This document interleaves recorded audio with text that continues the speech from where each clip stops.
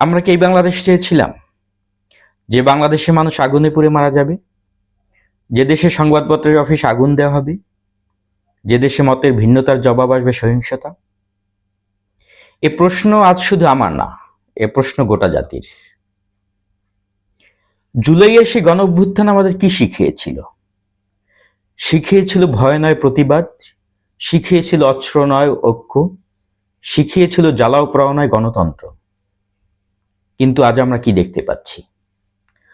আজ আমরা দেখছি পরিকল্পিত অরাজকতা, দেখছি আগুন, রক্ত, আতঙ্ক, দেখছি এমন এক পরিস্থিতি যা আমাদের অর্জিত গণ অভ্যুত্থানকে প্রশ্নবিদ্ধ করতে চায়।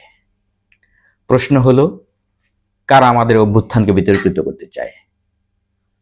আমি মনে করি এর পেছনে গভীর ষড়যন্ত্র রয়েছে। এটা কোনো বিচ্ছিন্ন ঘটনা নয়, এটা একটি সুপরিকল্পিত চিত্রনাট্য।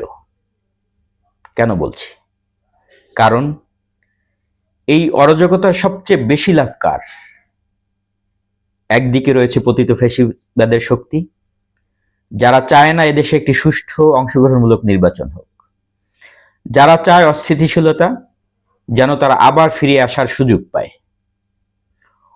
অন্যদিকে রয়েছে এমন একটি শক্তি যারা জানে জনগণের ভোটে তারা হারবে, পরাজিত হবে, তাই তারা নির্বাচন নয় বিপ্লবী সরকার চায়, গণতন্ত্র নয় বিশৃঙ্খলা চায়। দেখুন, একদল চায় নির্বাচন বানচাল করতে, আর এক দল চায় নির্বাচন না হোক। পথ আলাদা কিন্তু স্বার্থ এক।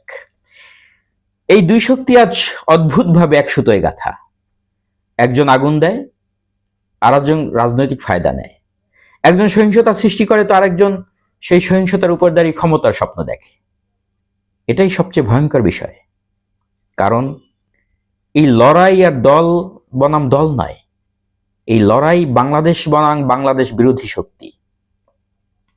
আজ যারা মানুষ পুড়িয়ে মারছে, যারা সংবাদপত্রের কণ্ঠ রুদ্ধ করতে আগুন দিচ্ছে, তারা কোনো রাজনৈতিক আদর্শের প্রতিনিধিত্ব করে না, করতে পারে না। তারা বাংলাদেশের শত্রু।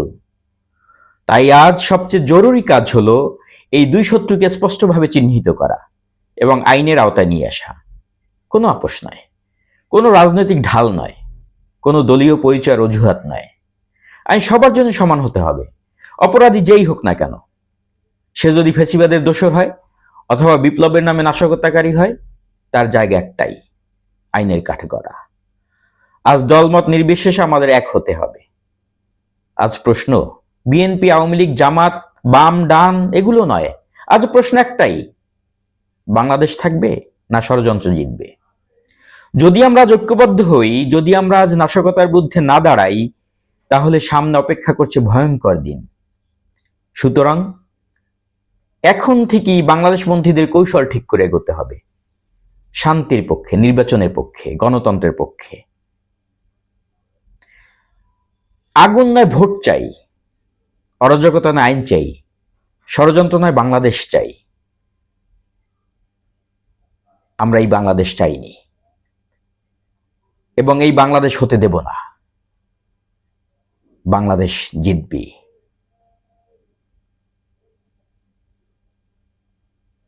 আল্লাহ হাফেজ।